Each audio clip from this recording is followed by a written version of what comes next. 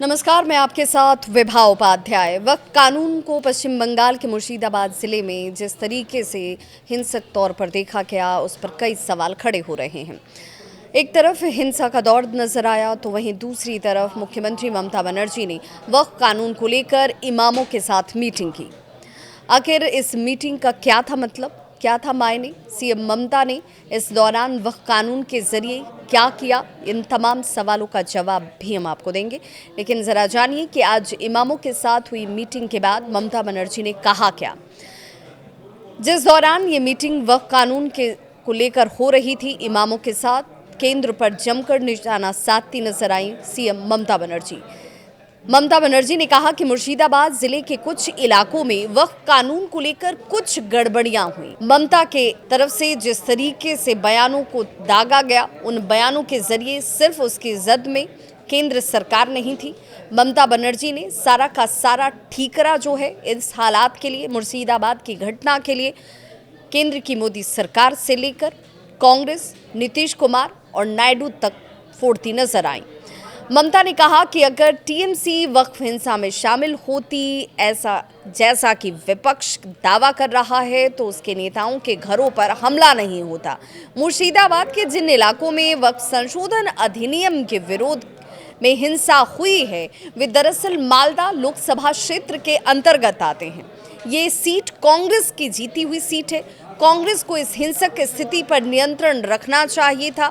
मुख्यमंत्री ममता बनर्जी ने बुधवार को जिस तरीके से नेताजी इंडोर स्टेडियम में इमामों और मुअज्जिमों की एक सभा को सीधे तौर पर बुलाया, और इसी सभा के अंदर उन्होंने ये ताबड़तोड़ आरोप कांग्रेस से लेकर केंद्र सरकार तक लगाए। सवाल पूछने वाले ये जानना चाहते हैं, जानकार ये सवाल उठा रहे हैं कि क्या राज्य सरकार की कोई जिम्मेदारी नहीं? किसी एक क्षेत्र में अगर हिंसा हो रही है तो इसे सुनिश्चित करना कि ऐसे लोगों पर अंकुश लगाया जाए, जिम्मेदारी किसकी बनती है? ममता बनर्जी ने आगे कहा कि एक पूर्व नियोजित सांप्रदायिक हिंसा को यहां अंजाम तक पहुंचाया गया, उकसावा दिया गया, जिसके बाद हिंसक ये प्रदर्शन आपको देखने को मिले। इन इलाकों में अशांति पैदा हुई। अगर तृणमूल ने ये सब कुछ किया होता, यानी वो खुद को इससे बिल्कुल बाहर बताती हुई कहती हैं कि तृणमूल के सांसदों और विधायकों के घरों पर हमले नहीं होते, जो हमले देखने को मिले हैं। ममता बनर्जी ये भी कहती नजर आई कि संसद में वक्फ कानून के खिलाफ लड़ाई में टीएमसी सबसे आगे थी। बीजेपी द्वारा जिस तरीके से यहाँ पर भुगतान किए गए, और सीधे तौर पर उन्होंने वक्फ कानून को लेकर ये कहा कि आखिर ऐसा कानून और इस तरीके की तब्दीली जिस वजह से मुस्लिम संप्रदाय से जुड़े हुए लोग, मुस्लिम संगठनों से जुड़े हुए लोग, मुस्लिम भावनाओं को आहत करने वाली इसमें प्रावधान क्यों जोड़े गए, इसे लेकर लोगों का ये आक्रोश है। और इस आक्रोश के लिए जिम्मेदार अगर कोई है तो वो बीजेपी है। इसके लिए कोई जिम्मेदार है तो केंद्र सरकार जिम्मेदार है। इसके लिए क्षेत्र में अगर कोई जिम्मेदार है तो वो कांग्रेस जिम्मेदार है, क्योंकि ये इलाका कांग्रेस का है। इसके लिए अगर कोई जिम्मेदार है तो वो बिहार के मुख्यमंत्री नीतीश कुमार हैं। इसके लिए अगर कोई जिम्मेदार है तो चंद्रबाबू नायडू इसके लिए जिम्मेदार हैं। सवाल ये उठता है कि बतौर मुख्यमंत्री, राज्य की मुखिया होने के नाते ममता बनर्जी क्या अपनी जिम्मेदारियों से भाग रही हैं? सिर्फ आरोप लगा देने से क्या इस हिंसक प्रदर्शन के पीछे जो लोग शामिल हैं वो गिरफ्त से बाहर रह जाएंगे? जिन लोगों ने अपने घर बार को छोड़कर यहाँ से पलायन का रास्ता अख्तियार किया, वो लोग ये सवाल पूछ रहे हैं कि आखिर उनका दोष क्या था। ममता बनर्जी यही नहीं रुकती हैं। ममता बनर्जी मीटिंग ज़रूर आज करती हैं तमाम इमामों के साथ, और बहुत आक्रामक तरीके से उन्होंने कहा कि ये जो घटना हुई है, ये घटना सुनियोजित घटना है, साजिश के तहत कराई गई घटना है, और इसके पीछे जिम्मेदार कई लोग हैं। अगर ये लोग कौन हैं ममता बनर्जी जानती हैं, तो कार्रवाई क्यों नहीं कर रही? घटना होने के बाद ये कार्रवाई उस रूप में क्यों नजर नहीं आई?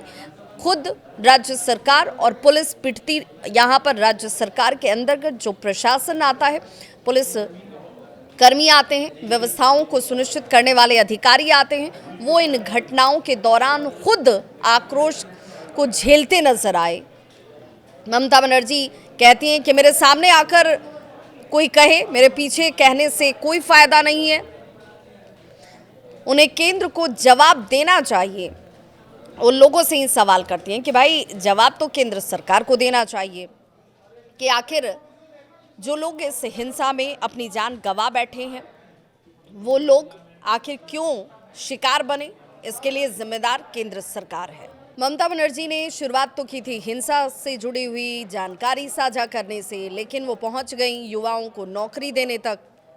दवाओं, पेट्रोल और डीजल की कीमतों में बढ़ोतरी क्यों हो रही है, और उन्होंने सवाल मीडिया से भी उठा दिए। उन्होंने कहा कि जो लोग जिस तरीके की तस्वीरों को दिखा रहे हैं, बता रहे हैं, जता रहे हैं, उनसे भी सवाल पूछा जाना चाहिए कि कुछ घटनाओं को बढ़ा चढ़ा कर दिखाया जा रहा है। क्या सचमुच ऐसा ही है? क्या मुर्शिदाबाद में कुछ नहीं हुआ? क्या लोग इसके शिकार नहीं हुए? हिंदू परिवार वहां से पलायन नहीं कर रहे हैं? जिनकी जान गई, चाहे वो किसी भी धर्म, संप्रदाय या जाति से आते हों, उनकी जान जाने के पीछे जिम्मेदार लोग कौन हैं और उनके ऊपर सख्त कार्रवाई कब होगी, ये सवाल नहीं पूछा जाना चाहिए? ममता बनर्जी अपना पल्ला झाड़ती नजर आती हैं। वो सारा का सारा दोष विपक्ष पर डालती हैं, केंद्र सरकार पर डालती हैं, बीजेपी पर डालती हैं, नीतीश कुमार पर डालती हैं, चंद्रबाबू नायडू पर डालती हैं और कांग्रेस को भी वो लपेटे में लेती हैं। कहती हैं कि जिस इलाके में ये घटना हुई है वहाँ के सांसद कौन हैं, वहाँ उस इलाके को लेकर जब ये इलाका जल रहा था तो वहाँ के जनप्रतिनिधि क्या कर रहे थे। सवाल ये है कि पुलिस प्रशासन क्या कर रही थी, राज्य सरकार की क्या जिम्मेदारी बनती है। इस पर ममता बनर्जी ने कुछ नहीं कहा। उन्होंने ये जरूर कह दिया कि भाजपा से जुड़े लोगों की तरफ से फर्जी वीडियोस दिखाए जा रहे हैं, हमने उन्हें पकड़ा है। उन्होंने कर्नाटक, यूपी, बिहार और राजस्थान के 8 वीडियो दिखाए और बंगाल को बदनाम करने की कोशिश की। यानी जो तस्वीरें सामने आ रही हैं, जो लोग इस हिंसा का शिकार हुए हैं, जिन्होंने पलायन किया है, वो बंगाल के रहने वाले नहीं हैं। संभवतः ममता बनर्जी ये कह रही हैं, तो उन्हें सुनना चाहिए उन्हीं लोगों को जिन लोगों ने कहा कि हमने अपना मकान खो दिया, हमने अपनी दुकान खो दी, हमने अपनों को खोया, बसा बसाया घर खत्म हो चुका है और अब हमारे पास कुछ नहीं बचा। उस रात क्या हुआ, कैसे घटना में एक एक घर जलते नजर आए, लोग अपनी जान बचाकर वहां से भागने को मजबूर दिखे, ममता बनर्जी को उन्हें भी सुनना चाहिए। लेकिन ममता बनर्जी वो नहीं सुन रही। वो ये ज़रूर कहती हैं कि सभी धर्मों का सम्मान वो करती हैं। उन्होंने दुर्गा पूजा, सरस्वती पूजा का उदाहरण दिया और कहा कि बंगाल में हर धर्म को स्वतंत्रता है, हर धर्म के लोग अपने अपनी धार्मिक भावनाओं को कैसे सहेजते हैं, उसे लेकर उनको आज़ादी है, उसकी स्वतंत्रता है। बीजेपी बार बार ये ज़रूर आरोप लगाती है कि दुर्गा पूजा नहीं होने दिया जाता है, जबकि सच्चाई इसके विपरीत है।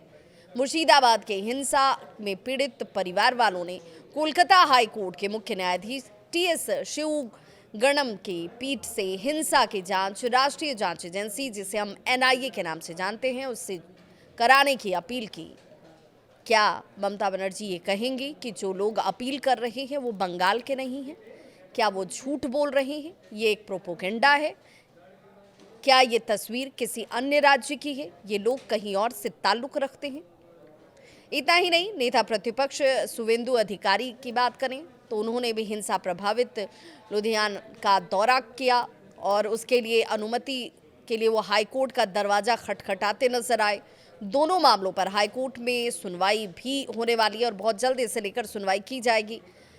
ममता बनर्जी मौलानाओं से इस पर बातचीत करती नजर आई, लेकिन सवाल यही से उठता है कि आखिर राज्य में कानून व्यवस्था बनाने की जिम्मेदारी ममता बनर्जी, जो कि पश्चिम बंगाल के मुख्यमंत्री हैं, आपकी ही हैं, दीदी आपकी ही हैं। जो भी लोग दोषी हैं वो गिरफ्त में आए, ये सुनिश्चित करना राज्य सरकार का काम है। हिंदू परिवार के पलायन के लिए जिम्मेदार लोगों के ऊपर कार्रवाई होनी चाहिए। ये जिम्मेदारी सुनिश्चित करना, लोगों के अंदर भरोसा और विश्वास जगाना, ये दायित्व भी आप ही का है। जिन लोगों ने अपनी जान गंवा दी, उनके जान लेने वाले गुनहगारों को कड़ी से कड़ी सजा दिलाना, ये भी दायित्व आप ही का है। पश्चिम बंगाल की मुख्यमंत्री ममता बनर्जी कोलकाता में वक्फ कानून को लेकर जिस बड़े इमाम सम्मेलन को आयोजित करती हैं, उस सम्मेलन में राज्य भर से मुस्लिम समुदाय के जो रहनुमा हैं वो पहुंचते हैं। सीएम के इस सम्मेलन में कई मुद्दों पर बातचीत की जाती है, लेकिन इन मुद्दों के अलावा वो नायडू पर निशाना कसती हैं, नीतीश कुमार को आड़े हाथों लेती हैं और कहती हैं कि इन लोगों ने वक्फ कानून का समर्थन किया, इसीलिए ये हालात बने हैं और इसीलिए मैं इनकी भी निंदा करती हूँ और इनसे लड़ने के लिए यूनाइटेड एंड फाइट की अपील ममता बनर्जी की तरफ से की गई। ममता बनर्जी ने कहा कि चंद्रबाबू नायडू को देखिए, वे चुप हैं, नीतीश कुमार को देखिए, वो चुप्पी साधे हुए हैं। आप सभी उन्हें वोट देते हैं, लेकिन वे सत्ता के लिए आप सभी की बलि चढ़ा सकते हैं। अब इस बयान के बाद सियासत गरमाई हुई है और सभी एक सुर में सवाल पूछ रहे हैं कि किसने क्या किया उससे छोड़िए, बतौर मुख्यमंत्री राज्य की मुखिया होने के नाते हर एक आदमी की जान की सुरक्षा, उसके जान माल की सुरक्षा को सुनिश्चित करना मुख्यमंत्री ममता बनर्जी आपका दायित्व है। लोगों के अंदर भरोसा जगाना आपका दायित्व है और ये आपको सबसे पहले करना चाहिए, न कि आप दूसरे राज्यों का हवाला दें, दूसरे पर ठीकरा फोड़ें। केंद्र ने क्या किया, कांग्रेस ने क्या किया, नीतीश कुमार की तरफ से चुप्पी साध ली गई, चंद्रबाबू नायडू कुछ नहीं कहते हैं। इससे पहले ज़रूरत है लोगों के अंदर जो डर इस वक्त नज़र आ रहा है, उस डर से उन्हें निजात दिलाने की।